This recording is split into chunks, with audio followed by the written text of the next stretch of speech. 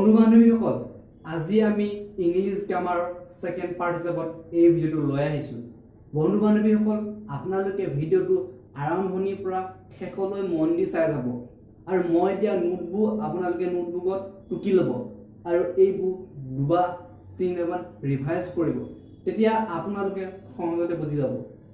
তেনেহলে বলক ফ্ৰেণ্ডসকল পলম নকৰি আমি ভিডিওটো আৰম্ভ কৰোঁ।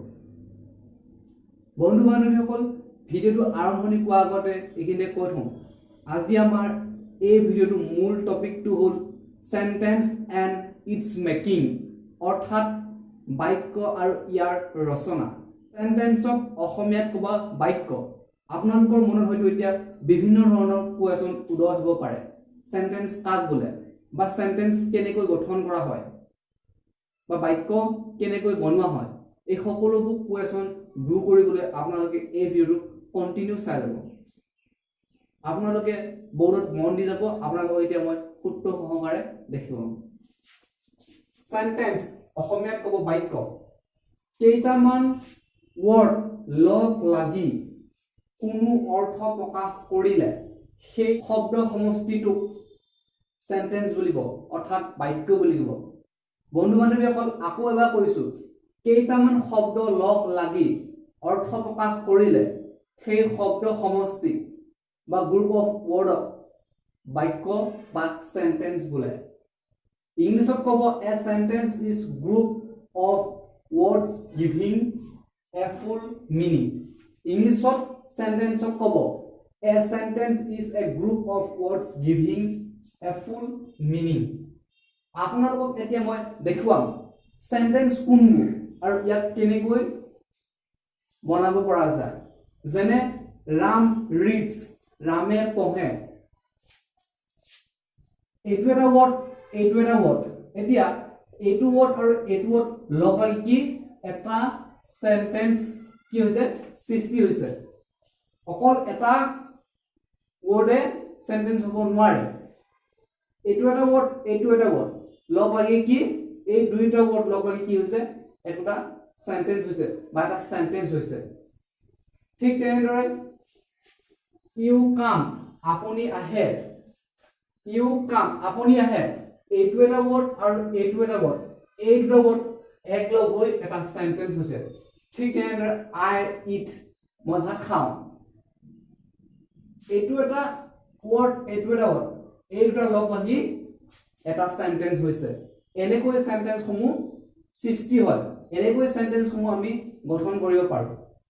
এতিয়া নেক্সট টপিকটো লৈ আছো, how to make a sentence, বাক্য কেনেকৈ আমি ৰচনা কৰোঁ। এইখিনি বন্ধু বান্ধৱীসকল আপোনালোকে মনত ৰাখিব, সৰল ইংৰাজী সেন্টেন্স এটা ৰচনা কৰিবৰ বাবে দুটা মূলতৰ বস্তু প্ৰয়োজন হয়। সেই দুটা হৈছে সাবজেক্ট, সাবজেক্ট মিন্স কৰ্তা, আৰু ভাব মিন্স ক্ৰিয়া। ক্ৰিয়া মানে কি, যিয়ে কামটো কৰি থকা বুজাব বা হৈ থকা বুজাব। বন্ধু বান্ধৱীসকল মন দি শুনি যাব, আকৌ এবাৰ ৰিপিট কৰিছো।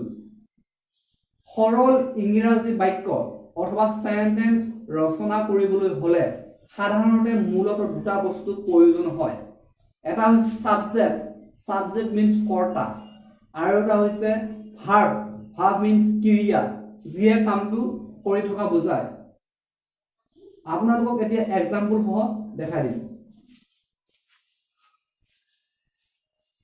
আই ৰিড, মই পঢ়ো।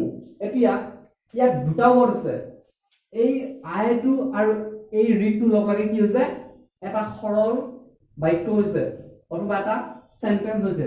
এতিয়া এই আইটো হৈছে কি সাবজেক্ট আৰু এই ৰিডটো হৈছে ভাৰ্ব অথবা ক্ৰিয়াপদ। মন দি চাই যাব, এই আইটো হৈছে সাবজেক্ট অথবা কৰ্তা আৰু এই ৰিডটো হৈছে ভাৰ্ব অথবা ক্ৰিয়াপদ। এতিয়া এই ক্ৰিয়াপদটোৱে কোনো এটা কাম কৰি থকা বুজা নাই জানো, কোনো এটা কাম কৰি থকা বুজাইছে। এইবোৰকে কি বুলি ক'ব সেন্টেন্স। এটাতকৈ বেছি শব্দ লগ লাগি সেন্টেন্স গঠন কৰা হয়। ঠিক তেনেদৰে ৰাম কাম, ৰামে আহে। এই ৰামটো হৈছে কি সাবজেক্ট, কামটো হৈছে ভাৰ্ব। এনেকৈ হ'ব পাৰে, Ram is going to school. ৰামে স্কুললৈ যায়। এই ৰামটো হৈছে কি সাবজেক্ট, এইটো হৈছে বিভাগ। এই গোয়িংটো হৈছে কি মেইন ভাব, এইটো হৈছে অবজেক্ট। ইয়াত এটাতকৈ বেছি শব্দ লগ লাগিছে কি নাই? এটাতকৈ যেতিয়া শব্দ বেছি লগ লাগিব সেই সকলোবোৰ লগ লগাই এটা সেন্টেন্স গঠন হয়। বন্ধু বান্ধৱীসকল আপোনালোকে বুজি পাইছে নে নাই? কমেন্ট সেকশনত জনাব। বন্ধু বান্ধৱীসকল আজি এই ভিডিঅ'টোৰ সহায়ত আপোনালোকক ইমানেই ক'ব লগা আছিল। বন্ধু বান্ধৱীসকল ভিডিঅ'টো চাই যদি ভাল পাইছে তেনেহ'লে লাইক এটা কৰিব, যিমান পাৰে বন্ধু বান্ধৱীসকলৰ মাজত শ্বেয়াৰ কৰিব, আৰু যদি বেয়া পাইছে তেনেহ'লে কমেন্ট সেকশনত জনাব। তেতিয়াহে মই পৰৱৰ্তী সময়ত আৰু ভাল কৰিবলৈ চেষ্টা কৰিম। বন্ধু বান্ধৱীসকল এইখিনিতে এটা কথা কৈ থৈ দিওঁ, ইয়াৰ আগৰ ভিডিঅ'টো যিসকলে চোৱা নাই তেওঁলোকে মোৰ চেনেলত গৈও চাব পাৰিব, আৰু ডেছক্ৰিপশ্যনত ইয়াৰ লিংকটো দিয়া থাকিব, ক্লিক কৰি আপোনালোকে সেই ভিডিঅ'টো চাব। তেতিয়াহে আপোনালোকে সকলোবোৰ বস্তু থাৰলৈ শিকিব পাৰিব। তেনেহ'লে বন্ধু বান্ধৱীসকল প্ৰতিশ্ৰুতি দিলোঁ অন্য এটা ভিডিঅ' লৈ আপোনালোকৰ মাজলৈ আহিম বুলি। আজিলৈ ইমানতে বাই, ধন্যবাদ।